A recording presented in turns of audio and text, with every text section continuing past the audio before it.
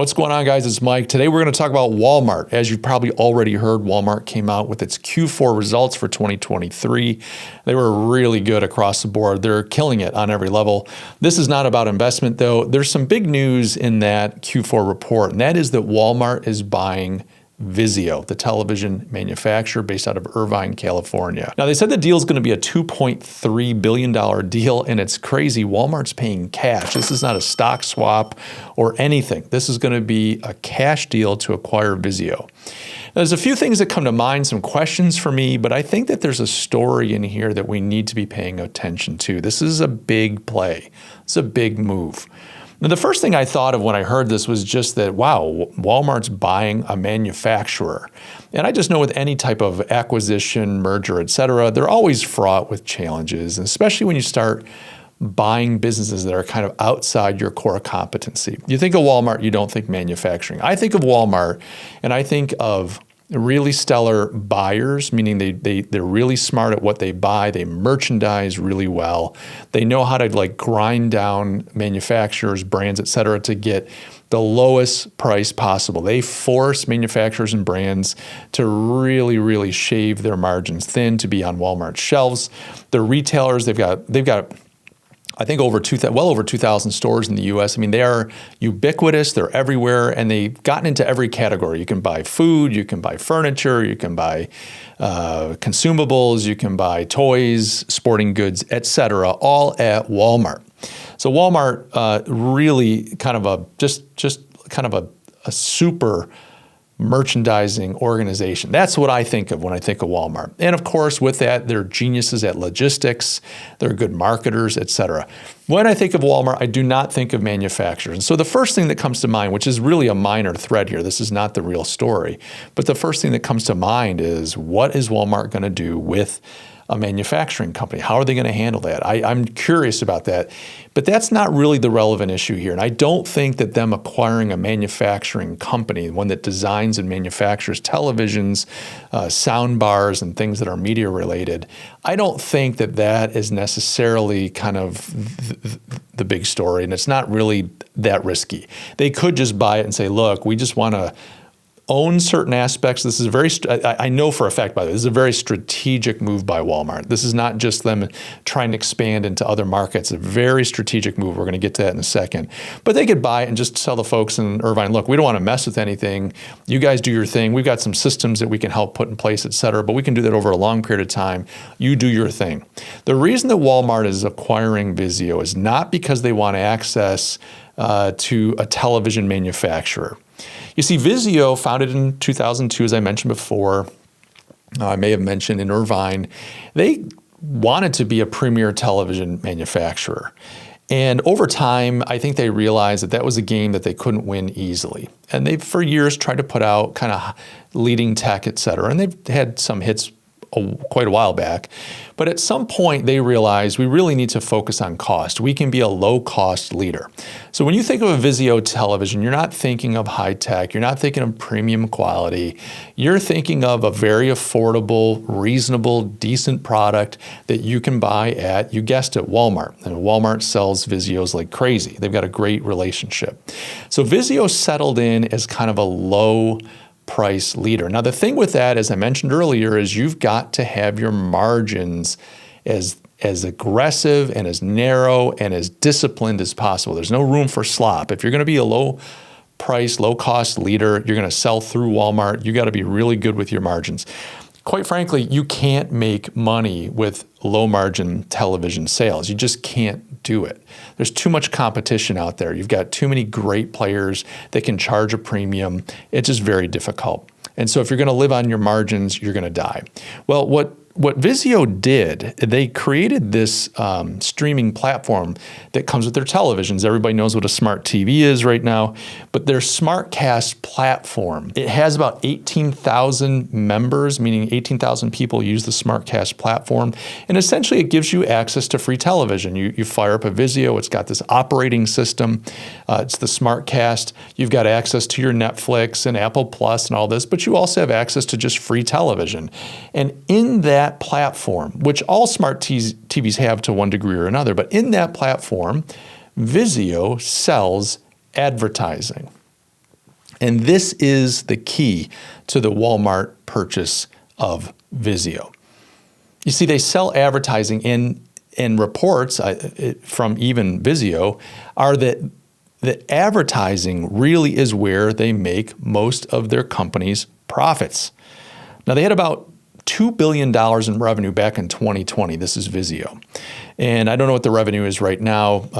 It isn't disclosed very easily. But if you go to Wikipedia, you got $2 billion in revenue in 2020. I can only imagine that it's grown a little bit. But if you think about $2 billion in revenue and you think about the majority of that profit and revenue coming from ad sales, you start to realize that that's a really good business model. Now Walmart's not buying them necessarily for the profits that they can make based on Vizio's model. That's part of it.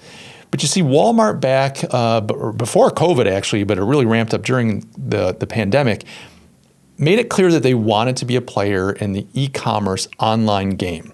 As I said before, when you think of Walmart, you don't necessarily think of online sales. And you don't think about manufacturing. You think of brick and mortar stores all over the country where you can pretty much get whatever you want at a really low price. That's what you think of. I tend to think of some other things like, miserable people shopping there and terrible parking lots and so on.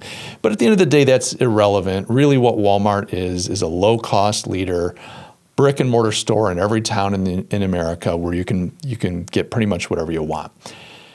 But they made it clear that they wanted to be an online player, that they wanted to have their Walmart.com become one of the bigger contributors to its revenue and to its business model. During COVID, that kind of ramped everything up. And they struggled to fight the leader in this space, which is Amazon. And Amazon has a lock on so much when it comes to online retailers. I mean, I had an Amazon truck right outside the window at the front of the house just a few minutes. They were in my neighborhood all day long, delivering.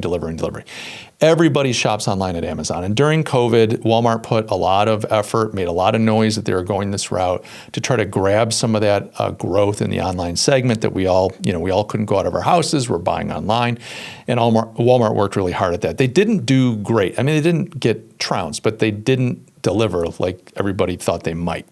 Well, Q4 last year, they're crushing it. Their online sales year over year for Q4 is up 23%, I want to say. So that was e-commerce sales. So you can see that their e-commerce presence is starting to grow. And when you look at what they're trying to do to become an online retailer, they're doing things like drone deliveries. They're experimenting with delivering by drones, and they're doing this. This isn't just an experiment. They are delivering packages with drones. They're using AI for their inventory management, et cetera. They are really investing quite intelligently into their tech. And what I think you and I are observing is a strategic move by Walmart. We're seeing them pull a strategy together that they figured out a while ago. And I think Vizio ties this together very nicely. They already sell the product in their stores. And if you think about the ad revenue, there's an opportunity for Walmart to exponentially grow their ad revenue. Now, you might say, well, why is that a big deal? Well, last year, Walmart did $100 billion in e-commerce, just $100 billion in e-commerce. That alone, just for one company, is outstanding. But that's just their e-commerce. I have no idea what they did. I could look it up, but didn't, through their brick and mortar. $3.8 billion in revenue for Walmart came in from ad revenue. So they're selling ads. You might say, Mike, what are you talking about? Well, this is the thing with Amazon and Walmart. If you go to Walmart's website, and I'll just bring it up real quick here.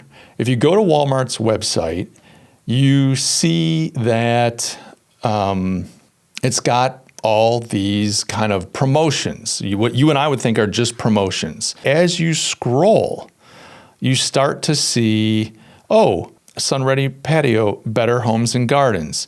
You start to see deals like this right here.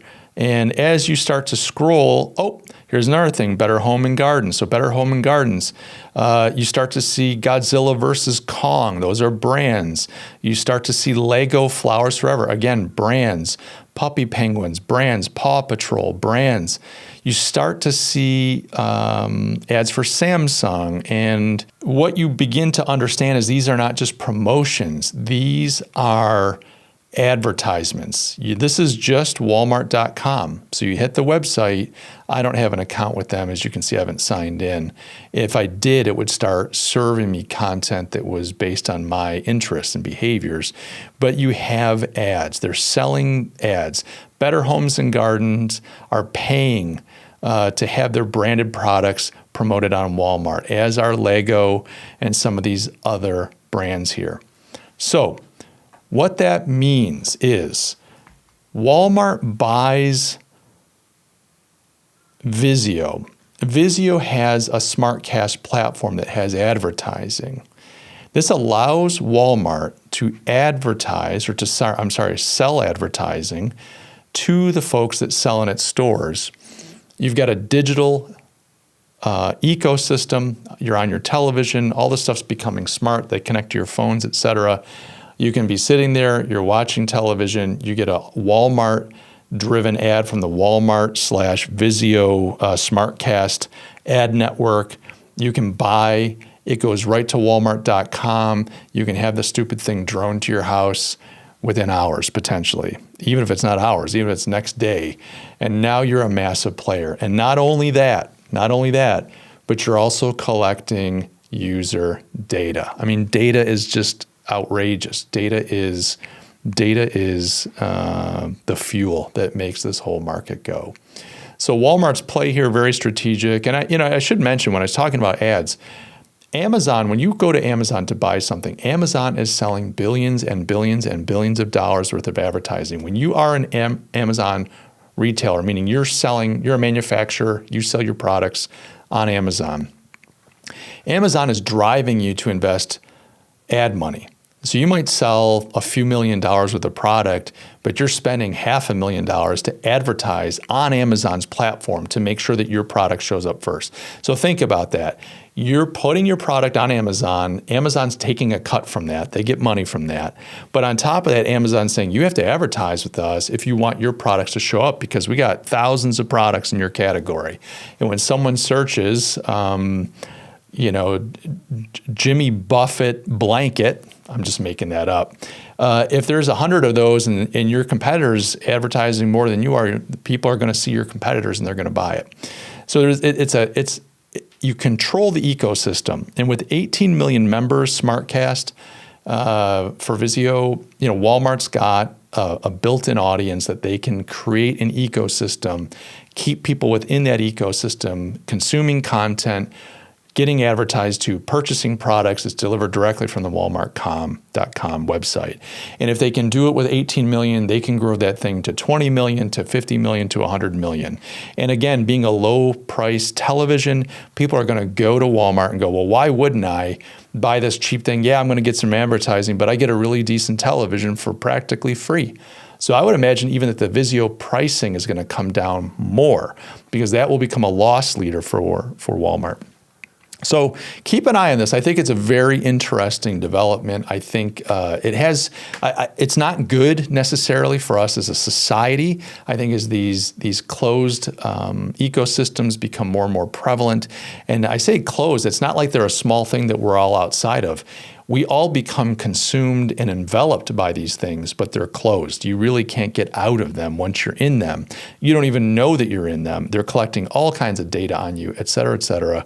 Not necessarily good, very dystopian, quite frankly, but a strategic move by Walmart. It's impressive. I'm actually very impressed by this move, and I'm interested to see how they play this out over the next few years. Guys, thanks so much for watching. Do me a favor, leave a comment down below. Let me know what you think, and if you haven't done so already, my goodness, subscribe. And while you're at it, throw me a like. Hey, love you guys. I'll catch you in the next video. Cheers.